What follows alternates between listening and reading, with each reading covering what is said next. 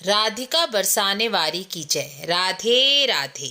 कार्तिक मास का स्नान 2024 17 अक्टूबर से लेकर 15 नवंबर कार्तिक पूर्णिमा तक किया जाएगा। कार्तिक मास में कार्तिक मास की कथाएं अवश्य ही सुननी चाहिए। यह कथाएं भगवान में प्रेम भक्ति बढ़ाने वाली और पुण्य कर्म कराने वाली कथाएं हैं। इसे सुनने मात्र से ही पुण्यों में वृद्धि होती है। कार्तिक मास का महात्म्य सबसे पहले भगवान नारायण ने लक्ष्मी जी को कहा था, ब्रह्मा जी ने नारद जी को कहा और पृथ्वी पर सूत जी ने नैमिषारण्य तीर्थ में 88,000 ऋषियों को सुनाया था। इसे सुनने मात्र से जन्म जन्म के पापों का क्षय होकर मन बुद्धि भगवान में स्थिर होती है। इसका यह परिणाम होता है कि मन में भक्ति और भगवान में श्रद्धा और विश्वास होता है। कार्तिक मास के प्रथम अध्याय में सूत जी कार्तिक मास का महत्व बताते हैं। कार्तिक मास का स्नान किस प्रकार और किस समय करना चाहिए और दूसरे अध्याय में भगवान को कार्तिक मास ही क्यों प्रिय है यह बताते हैं।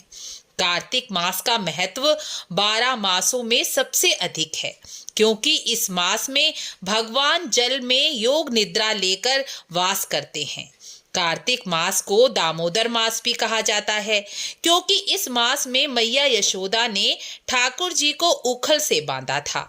इसलिए इस मास में भगवान श्री कृष्ण की पूजा भगवान दामोदर के नाम से की जाती है। इस मास में उखल बंधन लीला सुनने का भी विशेष महत्व है। संसारी जीव संसार के बंधनों में बंधा है और स्वयं को खोलने में असमर्थ है, लेकिन भगवान इन बंधनों से जीव को छुड़ा सकते हैं। इसी भाव से उखल बंधन लीला का पाठ करना चाहिए। भगवान को कार्तिक मास क्यों प्रिय है यह बताते हुए सूत जी कहते हैं, कार्तिक मास के प्रथम दिन यानी शरद पूर्णिमा के दिन माँ लक्ष्मी जी का प्राकट्य होता है। इसी कार्तिक मास में भगवान योग निद्रा से जागते हैं। इसी मास में दीपावली, धनतेरस, देव उठनी एकादशी और अंतिम दिन यानी कार्तिक पूर्णिमा को देव दिवाली कहा जाता है, यानी स्वर्ग लोक की दिवाली इस दिन मनाई जाती है। इसलिए कार्तिक मास भगवान को अति प्रिय है।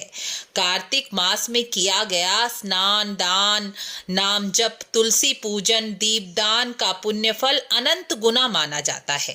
कार्तिक स्नान तारों की छांव में किया जाता है या ब्रह्म मुहूर्त यानी 4:30 बजे से लेकर 5 बजे तक कार्तिक स्नान कर लेना चाहिए। कार्तिक स्नान का महत्व तीर्थ, देव नदी, देव सरोवर में करने का विशेष महत्व है।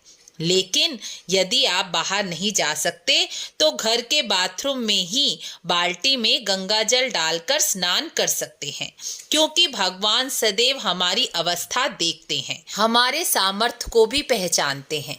इसलिए जितना सामर्थ्य हो उतना ही करें।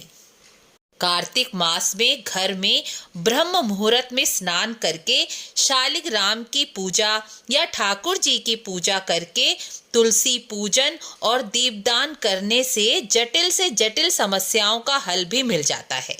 कार्तिक मास में श्रीमद् भागवत गीता, श्रीमद् भागवत महापुराण, शिव पुराण, विष्णु सहस्रनाम, कृष्ण लीलाओं की कथाएं पाठ करने से, कार्तिक महात्म्य की कथाएं का पाठ करने से या सुनने से सभी प्रकार की मनोकामनाएं पूर्ण होती हैं। कार्तिक मास के प्रथम दिन कोई भी एक छोटा नियम अवश्य ही धारण करें। जैसे कार्तिक मास की महात्म्य की कथाएं मैं पूरे कार्तिक मास सुनूंगी। पूरे कार्तिक मास तुलसी, पीपल, बेलपत्र, आंवला या शिवालय पर दीपदान अवश्य करेंगे। रोज तुलसी जी का पूजन और दीपदान करेंगे। कुछ ना हो पाए तो ब्रह्म मुहूर्त का स्नान करके नाम जप, भगवान के नाम जैसे राम, कृष्ण, शिव, जिसमें आपका मन लगे उन नामों का जप करेंगे। यदि आप यह सब भी नहीं कर पा रहे तो कम से कम क्रोध, ईर्ष्या, द्वेष, लालच, झगड़ा किसी से ना करें। हम पुण्य कर्म ना कर सकें तो कोई बात नहीं, लेकिन हमसे पाप कर्म ना हो, किसी का दिल हमारी वजह से ना दुखे, इसकी सावधानी अवश्य ही रखनी चाहिए। यदि यह सावधानी रखते हुए पूरे कार्तिक मास में केवल नाम जप का व्रत धारण कर लिया जाए तो भी कार्तिक मास का पुण्य फल अवश्य ही प्राप्त होता है। यदि आपको वीडियो अच्छी लगी हो तो लाइक शेयर अवश्य करें। मिलते हैं अगले अध्याय में। राधे राधे।